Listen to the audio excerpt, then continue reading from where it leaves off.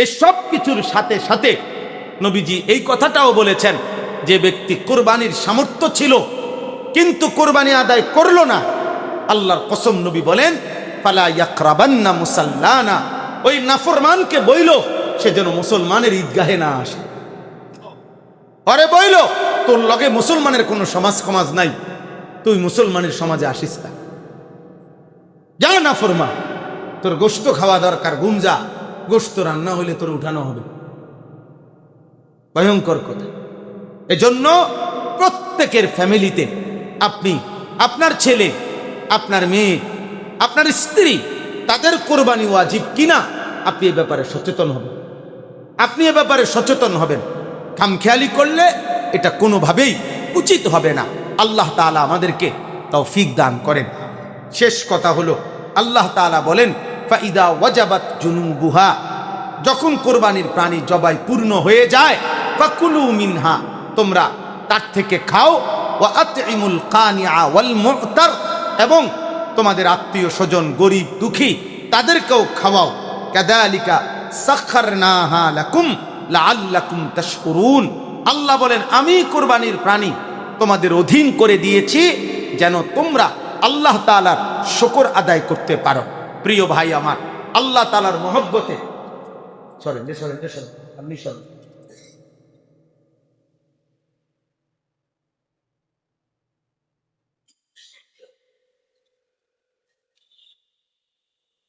অতএব আল্লাহ তাআলার মহব্বতে প্রত্যেকের কাছে এটা অনুরোধ, আমরা যেন আমাদের কোরবানি আদায় করি।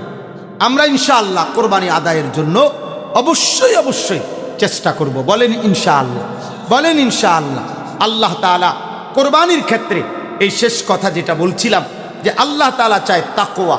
তাকওয়া মানে গুনাহমুক্ত জিন্দেগি। এক কথা, তাকওয়া মানে গুনাহমুক্ত জিন্দেগি। টাকাটাও গুনাহমুক্ত হইতে হবে, আপনার জীবনটাও গুনাহমুক্ত হইতে হবে। আপনি চুরি করবেন, আপনি সুদ খাবেন, আপনি ঘুষ খাবেন, আপনি কিস্তি দিবেন, আপনি 2 নম্বরই ইনকাম করবেন, আর আল্লাহ তাআলা আমনের কোরবানিতে নেকি দিতে হবে, গ্রহণ করতে হবে না। মালিক এত ঠেকা খায় নাই, মালিকের এত ঠেকা লাগে নাই। অতএব আল্লাহ তাআলার নিকট তাকওয়ার পরীক্ষায় উত্তীর্ণ হইতে হবে। তার মানে উপার্জন সম্পদ, যে সম্পদ দ্বারা কোরবানি আদায় করবেন ওইটাও গুনাহমুক্ত হইতে হবে, আপনার জিন্দেগিও গুনাহমুক্ত হইতে হবে। এটাই তাকওয়া। অতএব আল্লাহ তাআলা বলে, বান্দা আমি 2টা জিনিস তোমার কাছে কোরবানিতে চাই। একটা হলো তুমি কোরবানির সময় আল্লাহু আকবার বলে আমার নামের উচ্চারণ করো, ওইটা আমি শুনতে চাই। আর দিলের মধ্যে তাকওয়া দেখতে চাই। দিলে দেখি তুমি আমি আল্লাহকে মহব্বত ভয় করো কিনা, আর জবানে আমার নাম বলো কিনা। অতএব আল্লাহ তাআলা যেন আমাদের প্রত্যেককে গুনাহমুক্ত জীবনে আল্লাহর সমস্ত হুকুম পালন করার তৌফিক দান করেন। বলেন আমিন, বলেন আমিন। তাহলে গলার মধ্যে যদি ছুরিটা পৌঁছ দেয়, তাহলে 1 বিঘত নিচে মাটিতে পৌঁছতে রক্ত কয় মিনিট লাগবে? কয়েক সেকেন্ড। কয়েক সেকেন্ড না, 10 সেকেন্ড ধরলাম আর কি, 10 সেকেন্ড। তাহলে 10 সেকেন্ডে রক্ত জমিনে পৌঁছবার আগেই খোদার কসম আল্লাহ তাআলার আরশে পৌঁছে দেয়। এবং আল্লাহ তাআলা ওই বান্দার জন্য এই কোরবানির বরকতে আল্লাহ তাআলা তার জন্য বিশেষ মর্যাদা নির্ধারণ করে দেয়। ফাতিবু বিহা নাফসান, এরপরে নবীজি বলেন এই হাদিসের শেষ শব্দ, অতএব হে আমার উম্মত, খুশি খুশি খুশি খুশি দিলে, ভালোবাসা নিয়ে, আন্তরিকতা নিয়ে, আগ্রহ নিয়ে, মহব্বত নিয়ে, নেকি অর্জনের সওয়াবের শ্রেষ্ঠ মানসিকতা নিয়েই তুমি কোরবানি করো। খুশি খুশি, না ফাটতে না, কোন রকম না, জোরাতালি না, নিজের বুঝ মতো না, নিজের মন মতো না, নিজের ইচ্ছা মতো না, বরং শরীয়তের বিধান মেনে, শরীয়তের হুকুম মেনে মহব্বতের সাথে খুশি খুশি কোরবানি কর, কোরবানি কর। আল্লাহ নবী সাল্লাল্লাহু আলাইহি ওয়াসাল্লাম এটা বলছে। তাহলে ওই যে কুরব, নৈকট্য, কোরবানি মানে হচ্ছে কি? হাসিল করা, নৈকট্য। তাহলে কোরবানির মাধ্যমে বান্দা আল্লাহ তাআলার সর্বোচ্চ নৈকট্য হাসিল করে। সুবহানাল্লাহ। এজন্য নবীজি বলছেন খুশি খুশি কোরবানি করার জন্য, কোরবানি করার জন্য, কোরবানির দ্বারা নৈকট্য হাসিল হয়। এবার আসেন দ্বিতীয় যে কথাটা, আমি সেটা আরেকটু সময় পরে এই কথা বলার সময় তাকওয়া এই কথাটা একবারে আপনাদেরকে বলতেছি। এর আগে আয়াতের তরজমাটা আপনারা শুনেন। আল্লাহ তাআলা বলেন ওয়াল বুদনা জাআলনাহা লাকুম, কোরবানির জন্য যেই প্রাণীগুলো নির্ধারিত করা হয়েছে, আল্লাহ তাআলা বলেন এই প্রাণীগুলো দ্বারাই কোরবানি হবে, দিতে হবে, এটা আমি আল্লাহ নির্ধারণ করে দিয়েছি। সুবহানাল্লাহ। তাইলে গরু, ভেড়া, দুম্বা, বকরি মানে ছাগল, ওট, মহিষ, এগুলো কে নির্ধারণ করেছে? আল্লাহই নির্ধারণ। এক নাম্বার কথা, কোরবানির প্রাণীগুলো কোরবানির উপযোগী বা এগুলো কোরবানি করা যাবে, এই গুণ, এই বৈশিষ্ট্য, এটা আল্লাহ বলেন আমি নির্ধারণ করেছি। দুই নাম্বার, মিন শাআইরিল্লাহ। সুবহানাল্লাহ। আল্লাহ তাআলা বলেন কোন বান্দা যখন কোরবানির জন্য প্রাণী নির্ধারণ করে, যখন সিদ্ধান্ত নেয় এই গরুটা, এই ছাগল, এই ভেড়া, এই উট, এই মহিষ, এই দুম্বা আমি কুরবানি করব আল্লাহর জন্য, আল্লাহ তাআলা বলেন বান্দা এক কথা এটা সাথে সাথে আমার হয়ে যায়। শাআইরিল্লাহ, এটা আল্লাহর নিদর্শন হয়ে যায়, মানে আল্লাহ যেন আরশ আজিম থেকে বলে এটা আমার, এটা আমার বান্দা আমার জন্য নির্ধারণ করেছে, ও আমার জন্য কোরবানি দেবে। এই মিন শাআইরিল্লাহ আল্লাহ তাআলার নিদর্শন হয়ে যায়, আল্লাহ তাআলা নিজের করে নেয়। সুবহানাল্লাহ। এবার আল্লাহ তাআলা বলেন লাকুম ফিহা খাইর, আল্লাহ আমাদেরকে উৎসাহ দিচ্ছেন। নবীজি যেটা বলছেন আল্লাহ সেটা আমাদেরকে উৎসাহ দিতেছেন। হে আমার বান্দাগণ, নিশ্চয়ই মনে রেখো কোরবানির মধ্যে তোমাদের জন্য রয়েছে খাইরুন, কল্যাণী কল্যাণ, লাভেই লাভ, লাভেই লাভ, কল্যাণী কল্যাণ, কল্যাণী কল্যাণ। এই প্রকল্পটা, কোরবানির পুরা প্রজেক্টটাই লাভের প্রজেক্ট, এখানে কোনো লসের কিছু নেই, লসের কিছু নাই, পুরাই লাভেই লাভ। লাকুম ফিহা খাইর, এর মধ্যেই রয়েছে তোমাদের জন্য কল্যাণ। তাহলে একজন ইমানদার মুসলমানের প্রত্যেকের উচিত, যাদের উপার্জন আছে তাদের প্রত্যেকের উচিত তালাশ করে বুঝে মহব্বতের সাথে কল্যাণের আশায়, সওয়াবের আশায়, নেকির আশায়, গুনাহ মাফের আশায়, আল্লাহ তাআলার কাছে নৈকট্য হাসিলের আশায় কোরবানি করা। হাদিস শুনেন, নবীজি সাল্লাল্লাহু আলাইহি সাল্লাম বলেন, একটা ফায়দা শুনেন। নবীজি একদিন উনার মেয়ে ফাতেমা, আমরা সবাই নাম জানি না, ফাতেমা রাদিয়াল্লাহু তাআলা আনহাকে নবীজি বলছেন ইয়া ফাতেমা কুমি ইলা উদহিয়াতিক ওয়াশহাদিহা, হে ফাতেমা এখন তোমার প্রাণী জবাই হবে কোরবানির, তুমি পর্দার আড়াল থেকে তুমি তোমার প্রাণীর সামনে দাঁড়াও এবং দেখো। এটা দুই অর্থ হইতে পারে। এক অর্থ হলো যদি মাহরাম থাকে ভিতরেই, রাসূলুল্লাহ সাল্লাল্লাহু আলাইহি সাল্লামের কন্যাকে নবীজি বলছেন, তো নিশ্চয়ই এখানে বেগানা পুরুষ থাকার কোনো কি নাই, সুরতে নাই, সম্ভাবনাই নাই। অতএব তুমি কোরবানির প্রাণীর সামনে বেগানা পুরুষ, ভিন পুরুষ না থাকলে মহিলাও কোরবানির সামনে, প্রাণীর সামনে দাঁড়াইতে পারবে, এতে কোনো কি নাই, অসুবিধা নাই, শুধু পর্দা লঙ্ঘন না হলেই চলল। তো তুমি দাঁড়াও এবং তুমি দেখো তোমার প্রাণীটা এখন জবাই হবে। তো নবীজি বললেন কেন দাঁড়াইতে এত গুরুত্ব দিছে, কেন ওনাকে দেখতে বলছে কেন? নবীজি বলেন ফা ইন্না লাকে বিআউয়ালি কাতরাতিন তাকতুরু মিন দামিহা আন ইউগফারা লাকে মা সালাফা মিন যুনুবিক। সুবহানাল্লাহ। নবী সাল্লাল্লাহু আলাইহি সাল্লাম বলেন নিশ্চয়ই এখন তোমার প্রাণী জবাইয়ের মুহূর্তে রক্তের যখন প্রথম ফোঁটা, আউয়ালে কাতরা, প্রথম ফোঁটা যখন জমিনে পড়বে, আল্লাহ তাআলা তখনই তোমার পেছনের সমস্ত গুনাহ মাফ করে দিবেন। আন ইউগফারা লাকে মা সালাফা মিন যুনুবিক, পেছনের সব গুনাহ মাফ করে।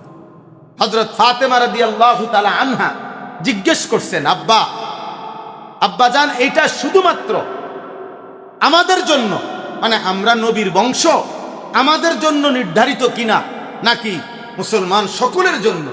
খাসাতুন হাল হিয়া খাসাতুন লানা আম লিল মুসলিমিন?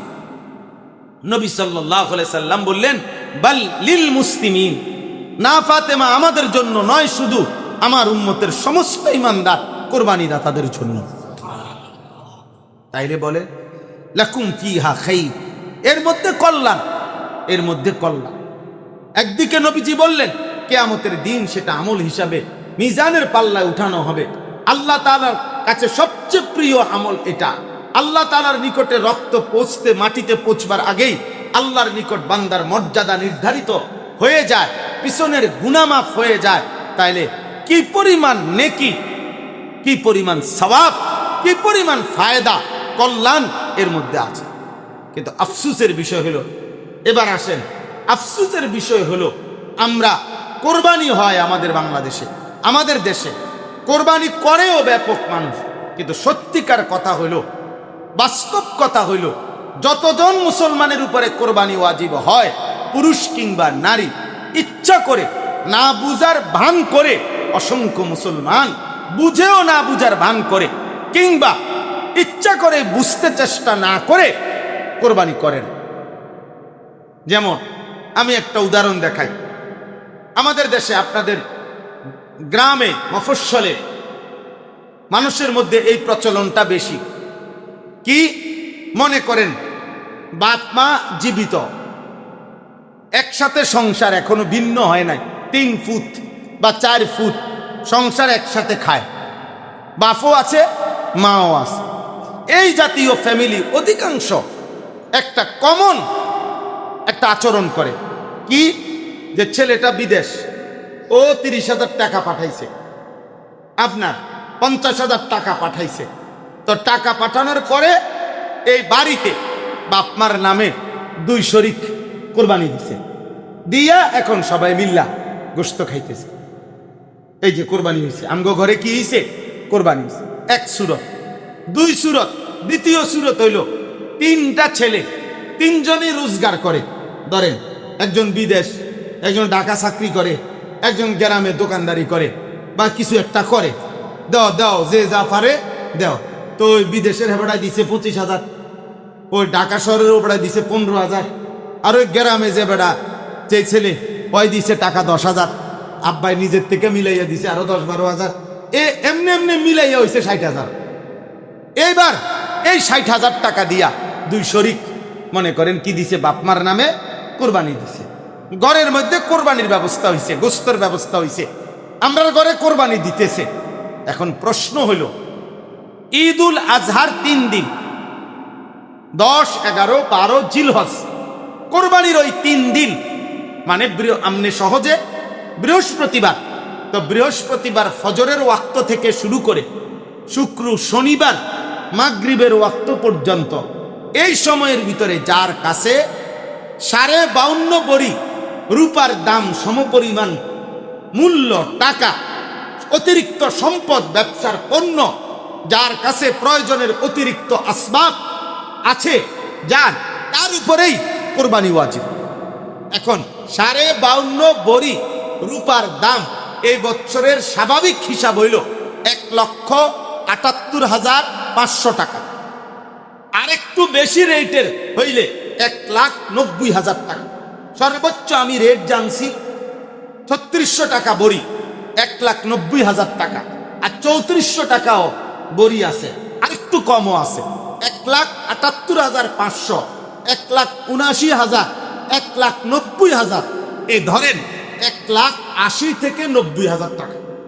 এই টাকাটা এখন আপনারা বলেন, 1 নাম্বার, ওই বিদেশে যেই ছেলেটা আজকে 2-3 বছর যাবৎ বিদেশ করে, এই কোরবানির ওই 3 দিন বাড়িতে যে টাকা 30,000 পাঠাইছিল, সে এটা তো সে বছরের বিভিন্ন সময়ে টাকা পাঠায়, তো এবারও পাঠাইছে বাড়িতে, মা বাবার খেদমত করতে হবে না, তার তো টাকা দিছে, কিন্তু তার কাছে ওই 3 দিনে কোরবানির সময়টাতে তার নিকটে ভিন্নভাবে 1,80,000 টাকার মতো টাকা জমা তার নাই।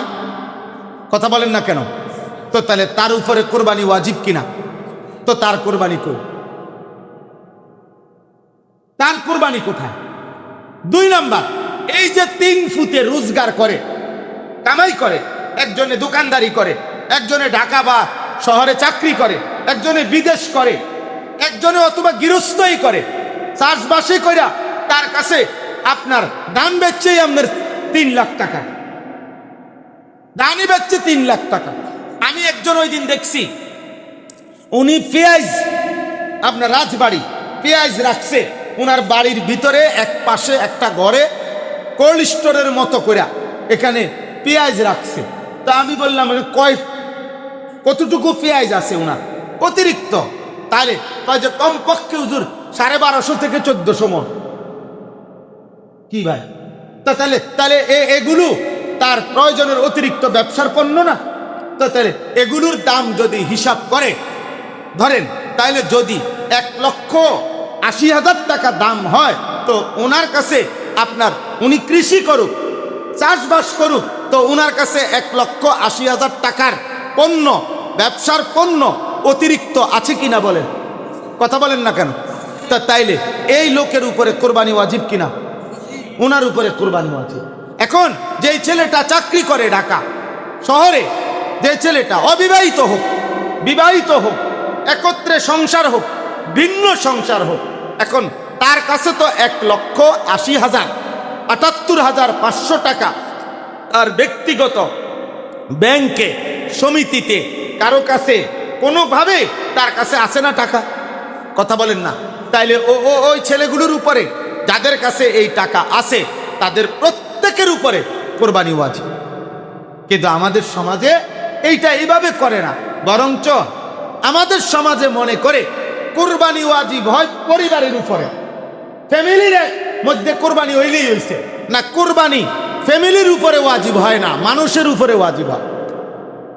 বুঝছেন নি আমার কথা? কোরবানি ওয়াজিব হয় কার উপরে? মানুষের উপরে, মানুষের উপরে, মানুষের উপরে। এরপরে মনে করেন লক্ষ লক্ষ ছেলে আছে এমন, বালেক, প্রাপ্তবয়স্ক ছেলে, মানে যারই বীর্যপাত হয় সে বালেক, বালেক সন্তান। এখন সে বিবাহ করে নাই, তার বয়স আপনার 18, বয়স 20, বয়স 25, এখনো বিয়ে করে নাই, কিন্তু উপার্জন করে, চাকরি করে, ব্যবসা করে, বিদেশ করে, কামাই রোজগারি করে। আমাদের সমাজের মানুষ এর কোরবানি আছে এটা ভাবেও না। ও মা হাতে বিয়েই করে না, হেতের আবার কি কোরবানি? আশ্চর্য, বিয়ের লগে কোরবানির কি? বিয়ের সাথে তো কোরবানির মাসআলা না। আমরা একসাথে সংসার, একসাথে ঘর, হুজুর এখনো ভিন্ন হয় নাই। হ্যাঁ, বাবা মার, এই জন্য বাপ মা বাচ্চা থাকতে নিজের নামে কোরবানি কেমনে দেয়? শরমের ব্যাপার, শরমের ব্যাপার বলে এটা বলে শরমের ব্যাপার। দুনিয়ার সব কিছু জায়গা তার শরম করলো না, বউ লই আলগা থাকে, এটাতে আর শরম লাগে না। ও কোরবানির বেলা আইছে। আর কোরবান এই শব্দটি আরবি শব্দ, আপনারা সবাই বোঝেন। কোরআনুল কারীমের মধ্যে এই শব্দটির ব্যবহার আছে।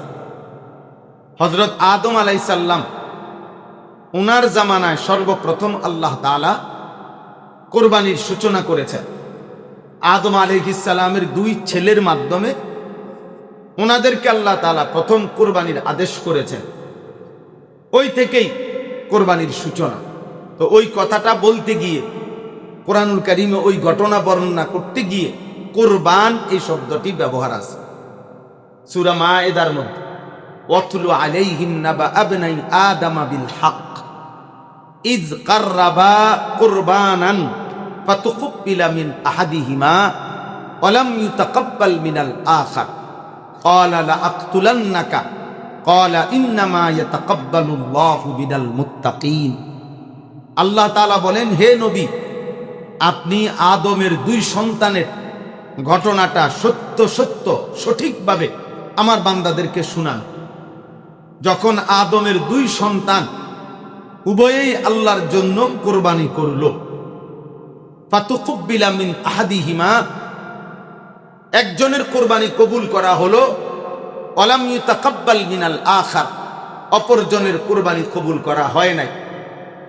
যার কোরবানি কবুল হয় নাই সেই কাবিল, তার ভাই যার কোরবানি কবুল হইছে হাবিল, তাকে বলল ক্বালা লা আকতুলান্নাক, আমি তোমাকে মেরে ফেলব, হত্যা করে ফেলব। তখন হাবিল যে ভাইয়ের কোরবানি কবুল হয়েছে, ক্বালা ইন্নামা ইয়াতাকাব্বালুল্লাহু মিনাল মুত্তাকিন, তিনি বলে দিলেন ভাই আমি জীবন দেব, ঠিক আছে, তুমি আমাকে মেরে ফেলবা, এটাও ঠিক আছে, তবে কিয়ামত পর্যন্তের জন্য একটি কথা শুনে নাও, যে প্রত্যেক যুগে প্রত্যেক জামানায় আল্লাহ তাআলা কোরবানি কবুল করবেন তার তাকওয়ার পরীক্ষায় উত্তীর্ণ হবে যে, তাকওয়ার পরীক্ষায় উত্তীর্ণ হবে যে, যে নিজেকে মুত্তাকি হিসাবে প্রমাণ দিতে পারবে, আল্লাহ তাআলা শুধুমাত্র তার কোরবানি কবুল করবে। এখানে দুইটা কথা। এক নম্বর কথা হলো কোরবান এই শব্দটির ব্যবহার, যেটা আমি আপনাদের কাছে বললাম, শুনাইলাম। দুই নম্বর হলো এই কথাইটা ইন্নামা ইয়াতাকাব্বালুল্লাহু মিনাল মুত্তাকিন, আপনারা শুনছেন, আমরা বুঝলেন। পৃথিবীর প্রথম কোরবানি যেদিন শুরু হয়েছে সেদিন দুইজন কোরবানি দিছে।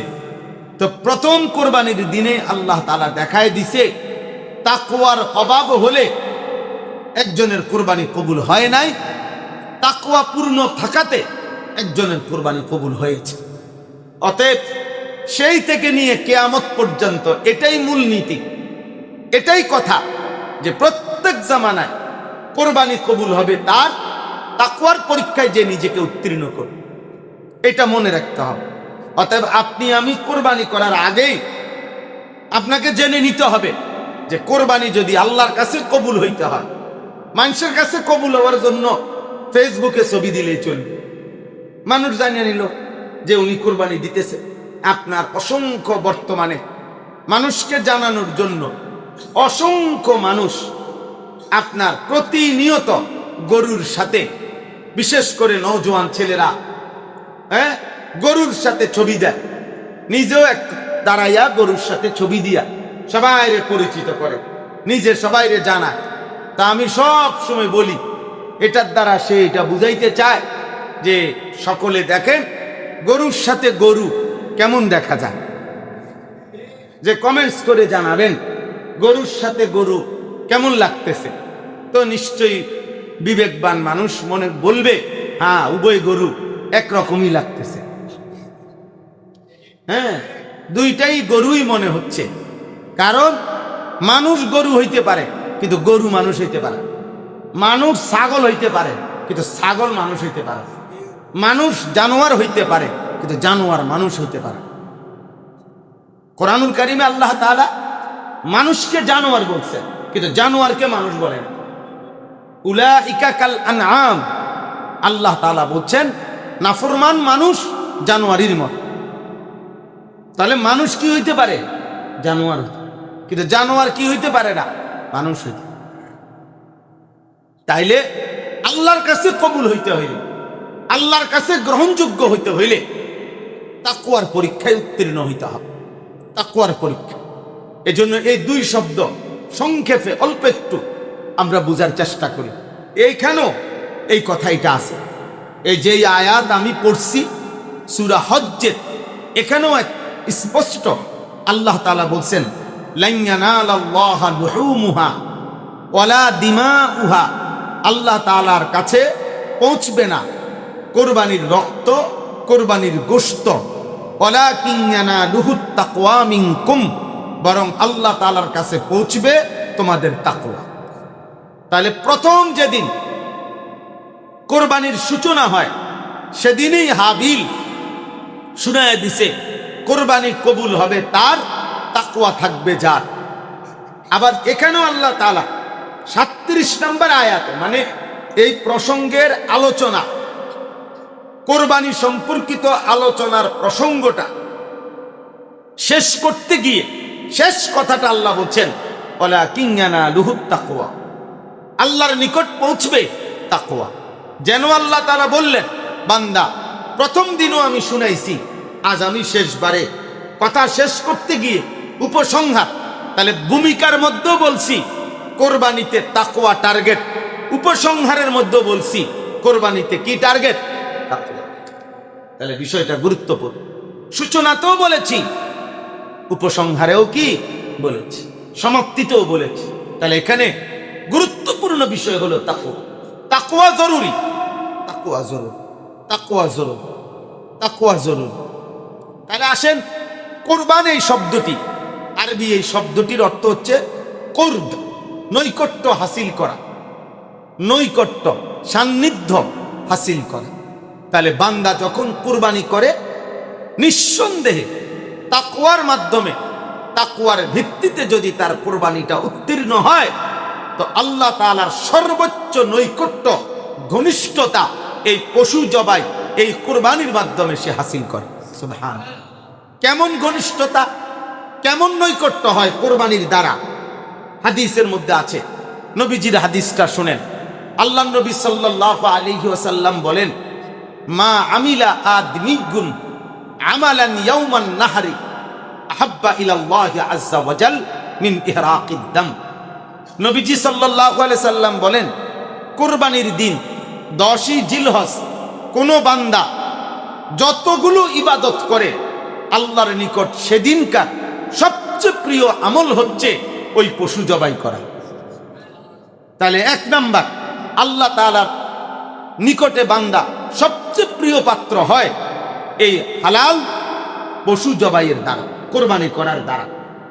2 নাম্বার, নবীজি বলেন, ওয়া ইন্নাহু লায়াতি ইয়াউমাল কিয়ামা বিকুরুনিহা ওয়া আশআরিহা ওয়া আজলাফিহা।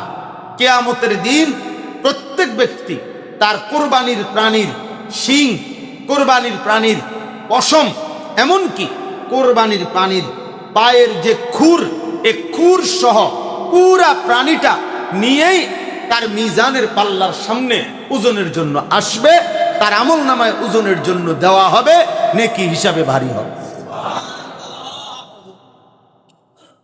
3 নাম্বার, রাসূলুল্লাহ সাল্লাল্লাহু আলাইহি ওয়াসাল্লাম বলেন, ওয়া ইন্নাদ দামা লা ইয়াকাউ মিনাল্লাহি বিমাকানিন ক্বাবলা আন ইয়াকা বিল আরদ।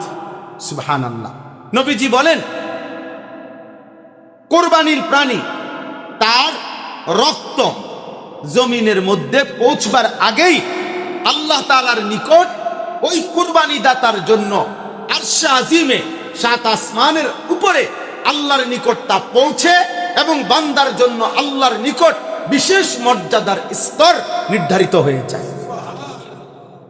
লা ইয়াকাউ মিনাল্লাহি বিমাকান, বান্দার জন্য আল্লাহ তাআলা বিশেষ মর্যাদার স্তর নির্ধারণ করে ফেলে রক্ত মাটিতে পৌঁছবার আগে আগে।